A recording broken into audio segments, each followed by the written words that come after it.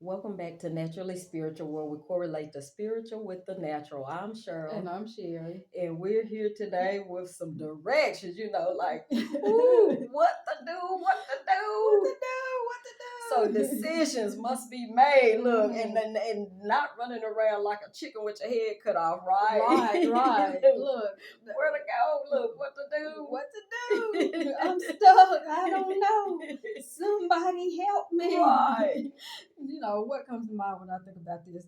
You remember back in the 80s when MTV was purely just, video. Right. And they had just come out with Billy Ocean had just come out with that Caribbean Queen. Mhm. You remember that? And our cousin used to always say, I'm stuck between a rock and a hard place because I need to go pay my cable bill, but I also need to pay my power bill. And she would go pay the cable bill. And even we as Just kids thought that was the foolish. most foolish thing in the world. But she would just always be like, I'm stuck between a rock and a hard place. And you're like, no, just go pay Look, the right. electric Look, bill. common sense. Common Look. sense, right? So she'd be standing at the door like, and when he would pull up, the New Energy would pull up, and she had his sob story or whatever. For some reason, they would always give her like extra time or whatever because she had to watch these videos. Wow. But anyway, we've all been there to where we felt like we were stuck between a rock and a hard place, and regardless of what decision we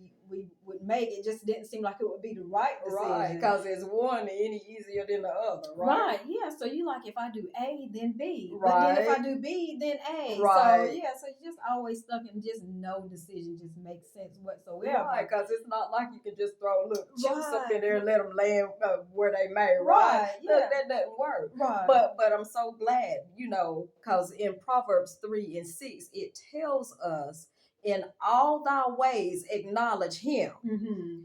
And he shall direct thy paths. Okay. So sometimes it's as simple, not sometimes, all the times, it's as simple as stopping, thinking about that thing, praying, and waiting on an answer. Right. Look, because we oftentimes say he may not come when you want him, but he's always on time. Never late. So yeah, never late. So you just have to take your time and think about it and seek counsel. Right. And he'll have that answer for you, Right. and lead you. He'll never steer you wrong, right? Right. Never.